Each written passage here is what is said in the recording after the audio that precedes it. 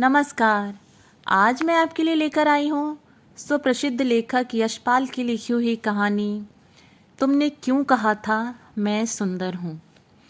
ये कहानी एक ऐसी लड़की की कहानी है जिसका विवाह एक बुजुर्ग वकील से हो जाता है जो पहले से ही 5 बच्चों का बाप है। तभी उसकी ज़िंदगी में एक नौजवान चित्रकार का आगमन होता है। आइए कहानी में क्या होता है सुनते हैं। लौटते समय डॉक्टर साहब माया के जेठ, उनके पड़ोसी निगम और निगम की माँ, चाची सबसे अपील कर जाते, आप लोग इन्हें समझाइए, कुछ खिलाइए पिलाइए और हंसाइए। निगम साधारणतः स्वस्थ, परिश्रमी और महत्वाकांक्षी व्यक्ति है। वह चित्रकार है। पिछले वर्ष दिसंबर में वह अमेरिका में होने वाली एक प्रदर्शनी में भेजने के लिए कुछ चित्र बना रहा था। उसे इन्फ्लुएंजा हो गया। बीमारी में विश्राम न करने के कारण उसका बुखार टिक गया। डॉक्टरों के परामर्श से इलाज में जलवायु की सहायता लेने के लिए वह भोपाली चला गया। उसे तुरंत ही लाभ हुआ। स्वस्थ हो जाने पर जरा और मृत्यु पर जीवन की विजय का चित्र बनाना चाहता था। इसी भावना को वह अपने चारों ओर अनुभव कर रहा था। स्वास्थ्य और जीवन के प्रति माया के निरुत्साह से उसके मन में दर्द सा होता था। माया के गुमसुम और चुप रहने पर भी निगम को चाची से ये मालूम हो गया था कि माया आगरा के एक समृद्ध कायस्थ वकील की तीसरी पत्नी है। 24-25 वर्ष की आयु में भी उसकी गोद सूनी रहने पर भी वह कानूनन वकील साहब के 5 बच्चों की माँ है। माया के विवाह से पहले वकील साहब की पहली पत्नी 2 लड़कियां, 1 लड़का और दूसरी पत्नी 2 लड़कियां छोड़कर बारी बारी क्षय रोग से चल बसी थीं। जब वकील साहब की आयु प्राय 46 वर्ष की थी, तब उन्होंने गृहस्थी संभालने और अपना अकेलापन दूर करने के लिए माया को अपनी पत्नी के रूप में स्वीकार कर लिया था। माया के 20 वर्ष की हो जाने तक भी उसके पिता को लड़की के लिए कोई अच्छा वर न मिला था। शायद वह वकील साहब की दूसरी पत्नी की मृत्यु की ही प्रतीक्षा कर रहे थे। माया अपने जीवन का क्या भवितव्य समझ बैठी है, यह अनुमान कर लेना निगम के लिए कठिन न था। उसका मन सहानुभूति से माया की ओर झुक गया। एक भरे यौवन का यूं बर्बाद हो जाना उसे अन्याय जान पड़ रहा था। माया के लिए भरे यौवन शब्द का प्रयोग केवल सहानुभूति से ही किया जा सकता था। आयु 24-25 की ही थी। शरीर भी छरेरा और ढांचा सुडौल था। सलोने चेहरे पर नमक भी था, परंतु आंसुओं की नमी से सील कर बहा जा रहा था और आंखों के नीचे और गालों में गड्ढे पड़ गए थे, जैसे किसी अच्छे खासे बने चित्र पर पानी पड़ जाने से रंग बिगड़ जाए और केवल वायाकृति ही बची रहे। निगम ने जिस नेक नियति और मन की सफाई से आत्मीयता का आक्रमण किया, उसकी उपेक्षा और विरोध दोनों ही संभव न थे। हाथ में ताश की गड्डी फरफराते हुए वह चाची से घर और चौके का काम छुड़वाकर उन्हें जबरदस्ती बरामदे में बुला लेता और फिर माया के जेठ को संबोधन करता, आइए मुंशी जी, 2-2 हाथ हो जाएं। इसके साथ ही माया से भी खेल में शामिल होने का अनुरोध करता। बिरादरी के नाते वह माया को निधड़क सक्सेना भाभी कहकर संबोधित करता। तुरुप का ही खेल चलता। निगम बड़े जोश से वो मारा पापड़ वाले को चिल्लाकर गलत पत्ता चल देता और फिर अपनी भूल पर विस्मय में अरे पुकार कर सबको हंसा देता। माया के रक्तहीन होंठ भी मुस्कुराए बिना न रह सकते। निगम फिर चुनौती देता, आप हंसती हैं? अच्छा, अब की देखिए, यह देखिए खेल जरा फरक्कावादी, और फिर वैसी ही भूल हो जाती। ताश के खेल के अतिरिक्त निगम की आप बीती हंसोड़ कहानियों का अक्षय भंडार भी माया को विस्मय से सुनने के लिए विवश कर देता। माया की उदासी कुछ पल के लिए दूर हो जाती। वह कभी माया को कोई कहानी की पुस्तक, पत्रिका या चुने हुए चित्रों का एल्बम भी दिल बहलाने के लिए दे देता। निगम ने उन चित्रों को अपने व्यवसाय में उपयोग के लिए चुना था। उनमें अनेक देशी विदेशी अधढके और नग्न चित्र भी थे। इनका उपयोग निगम अपने चित्रों में अंगों के अनुपात ठीक रख सकने के लिए करता था। माया को एल्बम देते समय शिष्टाचार के विचार से ऐसे चित्र निकाल देता था। निगम की सहृदयता के प्रभाव से माया की चुप्पी कुछ कुछ हिलने लगी थी, पर वैसे ही जैसे बहुत दिन से उपयोग में न आने वाले तालाब पर जमी मोटी काई वायु की झोंके से फट जाती है, परंतु तुरंत ही मिल भी जाती है। माया पुस्तकों या पत्रिकाओं को कितना पढ़ती और समझती थी, इस विषय की कभी चर्चा न होती। हाँ, जब निगम बंगले के आंगन से दिखाई देने वाले दृश्यों के माया के सामने खींचे हुए फोटो माया को दिखाता, तो स्तुति की एक मुस्कुराहट जरूर माया के होठों पर आ जाती और वह 2-4 शब्दों में फोटो की प्रशंसा भी कर देती। माया को उत्साहित करने के लिए निगम कहता, आप भी सीख लीजिए न, फोटो बनाना बड़ा आसान है, कुछ न करना थोड़ा ही होता है, बस कैमरा खोलना और बंद करना, तस्वीर तो अपने आप बन जाती है। क्या करूँगी, मुझे क्या करना है, माया टाल देती। निगम उसे जीवन के प्रति उदास न होने की नसीहत करने लगता। उस बात से जान बचाने के लिए माया कोई दूसरी बात करने लगती। यह मेरा नौकर बाजार जाता है तो वहीं सो रहता है, देखें शायद आ गया हो। ऐसे ही एक दिन निगम माया को नई फोटो दिखा रहा था और समझा रहा था, जो आदमी कुछ करता रहता है वह उदास नहीं रहता। माया कह बैठी, अच्छा हमारा एक फ़ोटो बना दीजिए। ज़रूर, निगम ने उत्साह से उत्तर दिया, जब कहिए। अरे जब हो चाहे अभी बना दीजिए। अवसर की बात, उस समय निगम के पास फिल्म समाप्त हो चुकी थी। फिल्म समाप्त हो जाने की बात सुनकर उसने विश्वास दिलाया कि किसी दिन वह खुद या उसका नौकर करम सिंह नैनीताल जाएगा तो फिल्म लाकर सबसे पहले माया का फ़ोटो बना देगा। माया का फ़ोटो बना देने की बात होने के चौथे या 5वें दिन करम सिंह कुछ सामान लेने नैनीताल गया था। लगभग दिन डूबने के समय लौटकर करम सिंह सामान और बचे हुए पैसे निगम को सहेज रहा था। माया ने आकर पूछ लिया, भाई साहब फिल्म मंगवा लिया है? हाँ हाँ, क्यों नहीं। फिल्म की बाबत भूल जाने की बात निगम स्वीकार न कर सका। क्यों, क्या फ़ोटो अभी खिंचवाइएगा? उसने उत्साह प्रकट किया। अभी बना दीजिए। माया को भी ऐतराज न हुआ। मुंशी जी को बुला लें, निगम ने सोचकर कहा।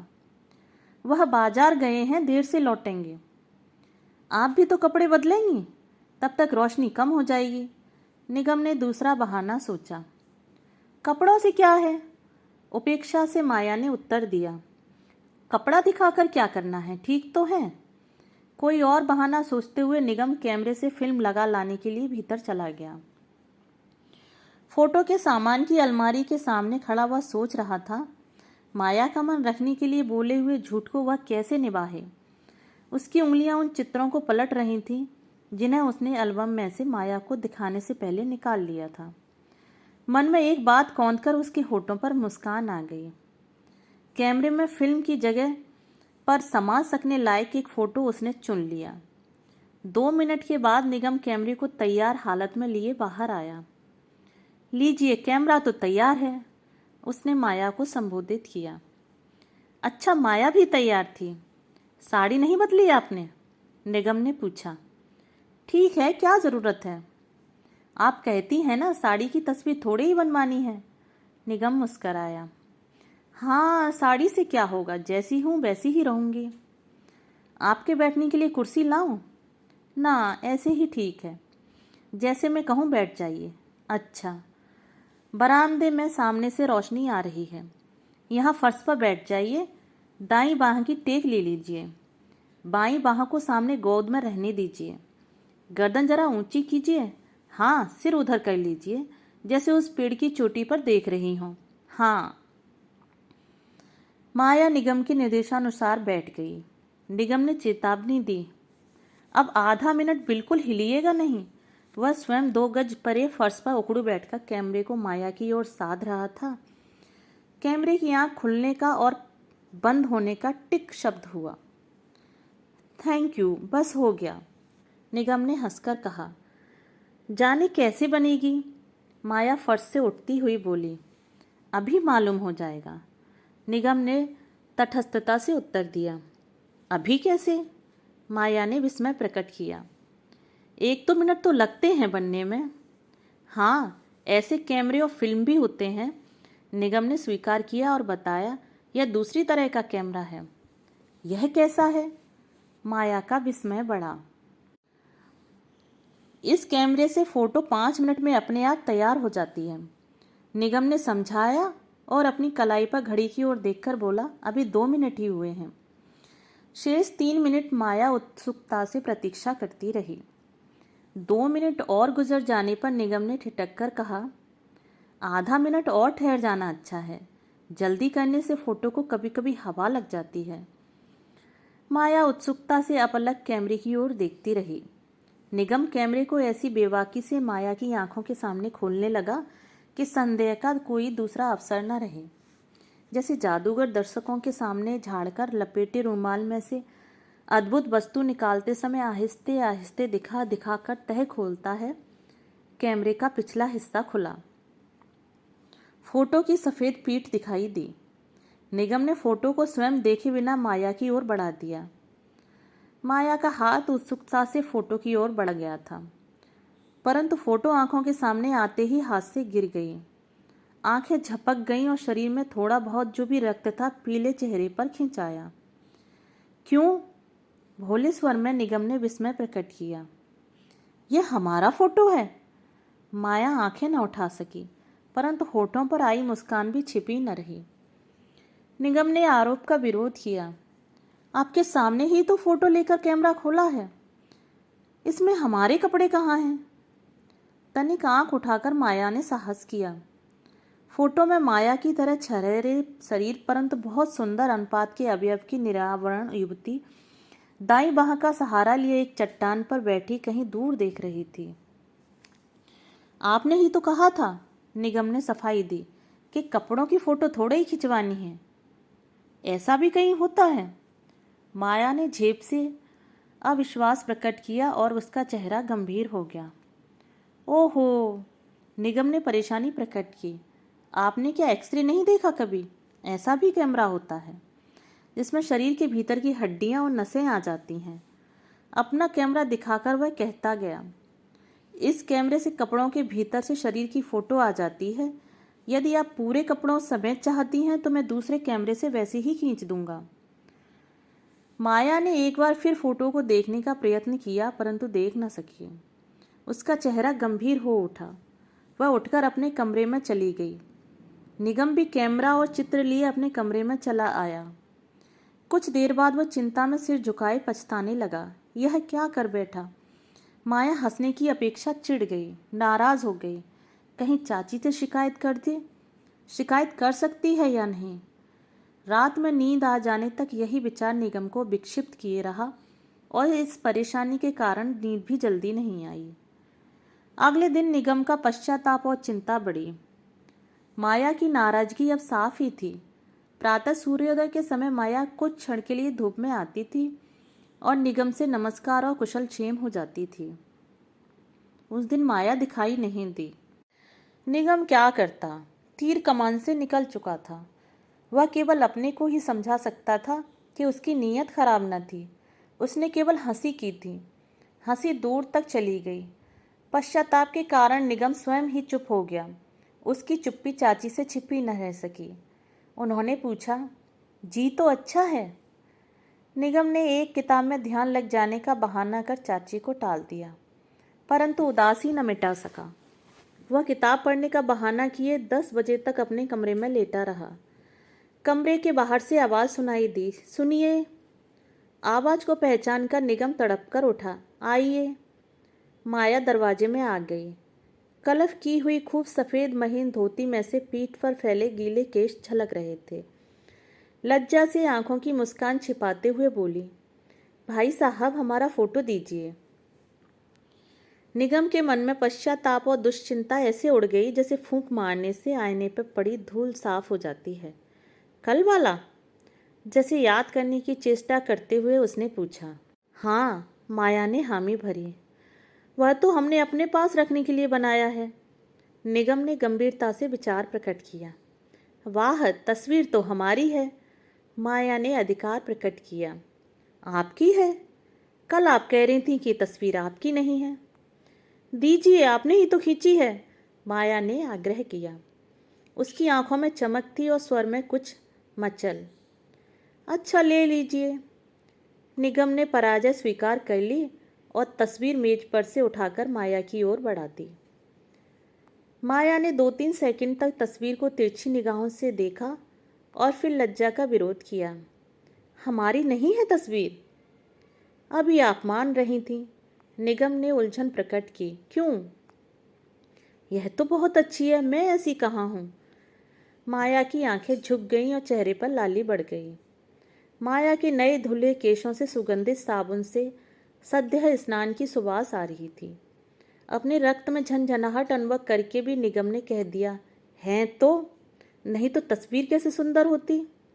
सच कहते हैं? माया ने निगम की आंखों में सच्चाई भांपने के लिए देखा। हाँ, बिल्कुल सच। निगम को माया की लज्जा और पुलक से अद्भुत रस मिल रहा था। माया फिर फोटो की ओर देखती रही। इसे फाड़ दीजिए, आंखें चुराए उसने कहा। मैं तो इसे संभाल कर रखूंगा, निगम ने उत्तर दिया। लखनऊ जाने पर, याद आने पर इसे देखूंगा। माया ने निगम की आंखों में देखना चाहा, पर देख न सकी। फोटो उसने ले लिया। आपको फिर दे दूंगी। फोटो को हाथ में और हाथ को धोती में छिपाए वो अपने कमरे में चली गई। माया के चले जाने पर निगम फिर लेट गया और सोचने लगा। 5-7 मिनट में बात कहाँ से कहाँ पहुँच गई। जीवन का बिल्कुल दूसरा दृश्य सामने आ गया। अब तक निगम और माया में जो भी बात होती सभी के सामने और खूब ऊंचे स्वर में होती थी, परंतु अब अकेले में करने लायक बात भी हो गई। असाधारण और विशेष में ही तो सुख होता है। जिसे पाने में कठिनाई हो वही पाने की इच्छा होती है। अकेले में और दूसरों की पहुंच से परे होने पर निगम कह उठता, वो तस्वीर आपने लौटाई नहीं। तस्वीर तो हमारी है, पर अच्छी थोड़े ही है, माया होठ बिचका देती। हमें तो अच्छी लगती है। आप यूं ही कहते हैं। अच्छा, किसी और को दिखाकर पूछ लो। धत, क्यों? शर्म नहीं आती ऐसी तस्वीर? माया प्यार का क्रोध दिखाती। निगम की नस नस में बिजली दौड़ जाती। उसे माया के व्यवहार में परिवर्तन दिखाई दे रहा था। अब माया की आंखें दूसरी आंखों से बचकर निगम को ढूंढती। अवसर की खोज के लिए एक चुस्ती सी उसमें आ गई। यह परिवर्तन केवल निगम को ही नहीं, चाची और मुंशी जी को भी दिखाई दे रहा था। और इस परिवर्तन का अकाट्य प्रमाण था डॉक्टर साहब का मरीजों को तौलने वाला तराजू। तराजू ने पहले सप्ताह माया के वजन में आधा पौंड बढ़ती दिखाई और दूसरे सप्ताह 1 पौंड। अब माया चाची के साथ, निगम के साथ होते हुए भी कुछ दूर घूमने जाने लगी। घूमते समय, ताश खेलते हुए अथवा बरामदे में चहलकदमी करते समय निगम से एक बात कर सकने और आंखें चार कर सकने के अवसर की खोज के लिए माया के मस्तिष्क और शरीर में सदा रहस्य और तत्परता बनी रहती। जुलाई का तीसरा सप्ताह आ गया था। भोपाली निरंतर वर्षा से भीगी रहती। बादल, कोहरा और धुंध घरों में घुस आते। सीलन और सर्दी से चाची जोड़ों में दर्द की शिकायत करने लगी। मुंशी जी को भी दमे के दौरे अधिक आने लगे। बहुत से बीमार वर्षा से घबराकर घर चले गए। निगम और माया के बंगले से प्रायः 100 गज ऊपर का बड़ा बंगला और बाईं ओर के बंगले खाली हो गए।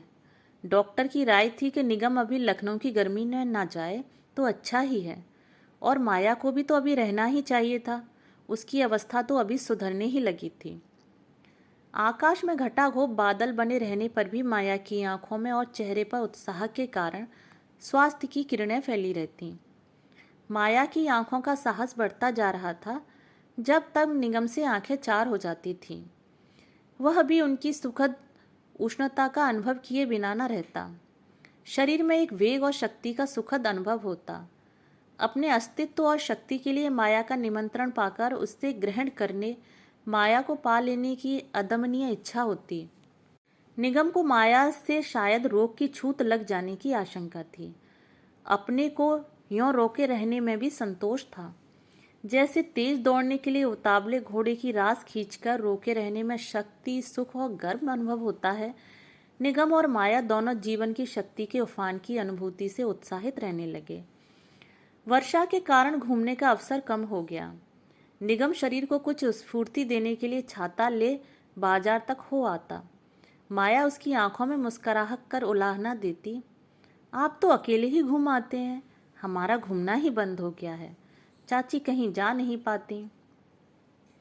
दिन भर पानी बरसता रहा था। माया ने चाहा कि ताश की बैठक जमे, परंतु मुंशी जी के दमे के दौरे और चाची के दर्द के कारण जम न पाई। माया ने कई बार बरामदे के चक्कर लगाए, रहा न गया तो निगम के कमरे के दरवाजे पर जाकर पुकारा, सुनिए। निगम ने स्वागत से मुस्कुराकर कहा, आइए।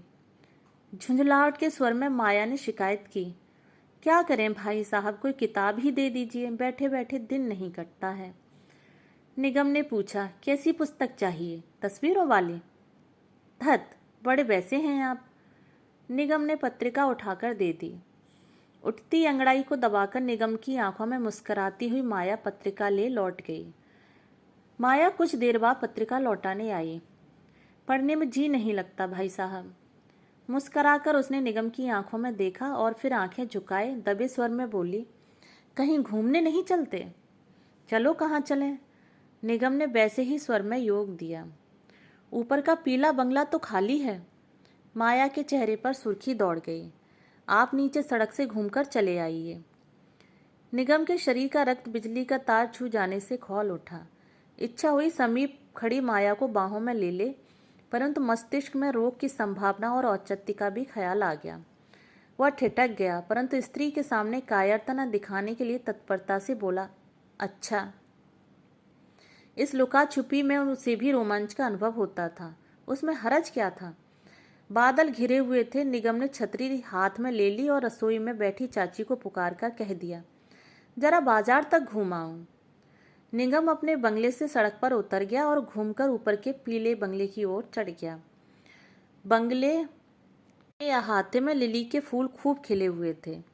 इससे कुछ दिन पहले बंगले में किराएदारों के रहते समय भी शाम को कुछ दूर घूमने जाकर लौटते समय निगम, चाची और माया इस ओर से होकर जा चुके थे। पड़ोसियों के स्वास्थ्य के लिए शुभ कामना करके निगम यहाँ से फूल भी ले जाता था। अब बंगला सूना था। बंगले के पिछवाड़े जरा नीचे माली और नौकरों के लिए बनी छोटी छोटी झोंपड़ियों से धुआं उठ रहा था। माली संध्या का खाना बना रहा होगा। चढ़ाई चढ़ते समय दम फूल जाने के कारण सांस लेने के लिए खड़े होकर निगम ने घूमकर पीछे की ओर देखा। माया आती होगी। माया के साहस भरे प्रस्ताव से उसका रोम रोम सिहर रहा था। पगडंडी पर कुछ दिखाई न दिया। भीगी घास पर बादल का एक टुकड़ा मचलकर बैठ गया था और नीचे कुछ दिखाई न दे रहा था। बरामदे में कुछ आहट सी पाकर निगम ने देखा, माया सामने के बड़े कमरे के दरवाजे में उससे पहले ही से खड़ी मुस्कुराती हुई बाहां उठा उसे आ जाने का संकेत कर रही थी। वह आगे बढ़ कमरे में चला गया। एकांत में माया के इतने निकट होने का उसका रक्त तेज हो गया और चेहरे पर चिनचिनाहट अनुभव होने लगी। घने बादलों और धुंध से छाए आकाश के कारण किवाड़ों और खिड़कियों के शीशे से केवल इतना प्रकाश आ रहा था कि शरीर की आकृति भर दिखाई दे सकती थी। किराएदारों के चले जाने के बाद सफ़ेद निवाड़ से बुना खाली पलंग अंधेरे में उजला दिखाई दे रहा था और बार्निश की हुई कुर्सियां छाया जैसी। माया ने किवाड़ बंद कर दिए। निगम ने एक घबराहट सी अनुभव की, वैसे ही जैसे उत्साह में किसी खंदक को मामूली समझकर कूद जाने के लिए किनारे पर आकर खंदक की वास्तविकता देखकर होती है। माया उसके समीप आ गई। माया ने हाँफते हुए पूछा, हमारा फोटो अच्छा था, सच में कहिए? और वह जैसे चढ़ाई की थकन से खड़ी न रह सकने के कारण पलंग पर धम्म से बैठ गई। अंधेरे में भी निगम को उसकी आंखों में चमक और चेहरे की आग्रहपूर्ण मुस्कान बिना देखे ही दिखाई दे रही थी। निगम का हृदय धक धक कर रहा था। गले में उठाए आवेग को निकलकर और समझने के लिए उसने उत्तर दिया, है तो। झूठ। अब देखिए। पांव पलंग पर समेटते हुए और पलंग के बीच सरक कर माया ने हाँफते हुए रुंधे स्वर में आग्रह किया। निगम ने कड़े स्वर में उत्तर दिया, पागल हो, होश करो। माया का चेहरा तमतमा उठा। पिघली हुई आंखें पथरा गईं और गर्दन क्रोध में तन गई। श्वास और भी गहरा और तेज हो गया। आधा क्षण स्तब्ध रहकर क्रोध से निगम को घूरकर कड़े स्वर में बोली, तो तुमने क्यों कहा था कि मैं सुंदर हूँ? आंचल को संभाले बिना झपाटे से फर्श पर खड़ी हो दोनों हाथों की मुट्ठियां बांधे, आंसुओं से डबडबाई आंखों में चिंगारियां भर उसने होठ चबाकर धमकाया, जाओ जाओ, हट जाओ। निगम के पांव तले से धरती निकल गई। एक कपकपी सी आ गई, अबाक रह गया। माया फिर पलंग पर गिर पड़ी, अपना सिर बाहों में छिपा औंधे मुंह लेट गई। उसकी पीठ बहुत जोर से रुलाई से हिल रही थी। निगम एक क्षण उसकी ओर देखता खड़ा रहा और फिर किवाड़ खोलकर तेज कदमों से चला गया। निगम अगले दिन चाची के दर्द की चिंता से लखनऊ लौट गया। माया का ज्वर बढ़ने लगा। डॉक्टर ने सप्ताह भर उसके स्वास्थ्य में सुधार हो सकने की प्रतीक्षा की और फिर फैसला दे दिया, बरसात की सर्दी और सील आपको माफिक नहीं बैठ रही, आप आगरा लौट जाइए। यदि आपको कहानी पसंद आए तो प्लीज़ मेरे चैनल को सब्सक्राइब कर लें और अपने दोस्तों में शेयर ज़रूर करें। धन्यवाद।